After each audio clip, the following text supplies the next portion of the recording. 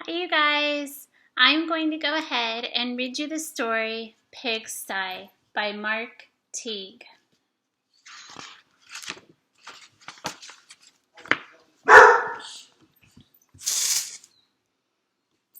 Monday afternoon, Wendell Foltz's mother told him to clean his room. "It's turning into a pigsty," she said. Wendell went upstairs. Much to his surprise, a large pig was sitting on his bed.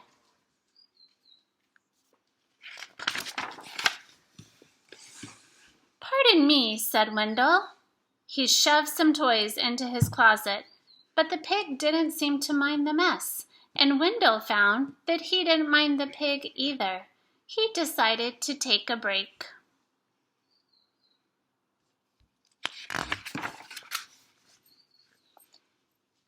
When Wendell's mother came to look at his room, the pig was hiding, but the mess was still there. She threw up her hands. "Okay, Wendell," she said, "if you want to live in a pigsty, that's up to you."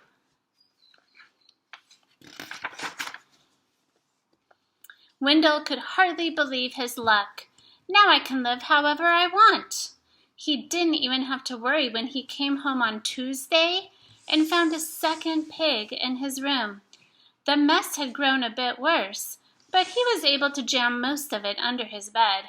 "Pigs are all right," he said, "as long as it's only one or two."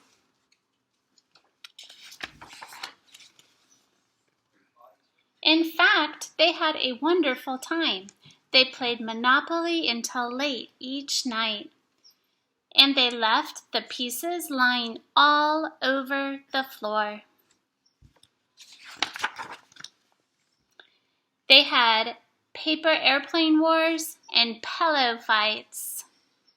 The bed became a trampoline.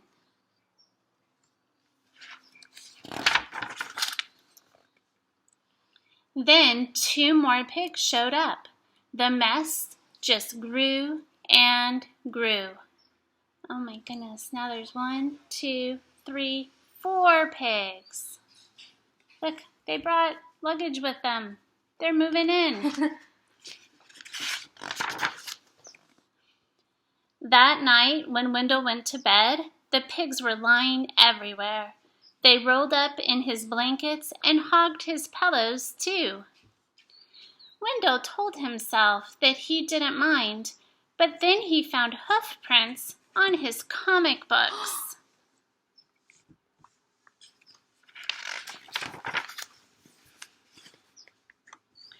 And Friday, when he got home from school, he saw that someone had been sitting on his basketball. Look, it's deflated. And his baseball cards were chewed.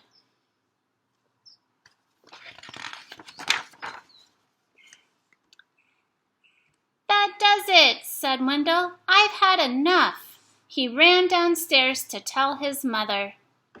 "Sorry," she said, "but your room is your responsibility."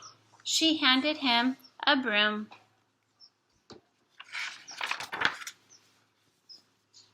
Wendell started to complain. The mess was too huge, but suddenly he remembered a saying he'd heard, that many hooves make light work. He marched upstairs and organized a cleaning crew. Look at their expressions. This guy's like looking at this guy going, I don't know if we want to do this. They swept and scoured, polished and scrubbed. Later that afternoon, Wendell inspected his room and pronounced it clean.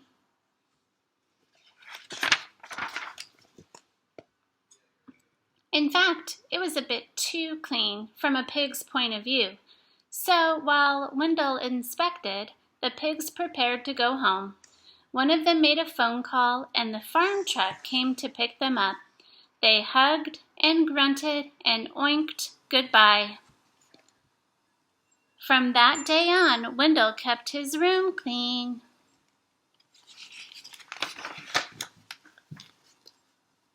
except for those nights when his friends came by to play Monopoly.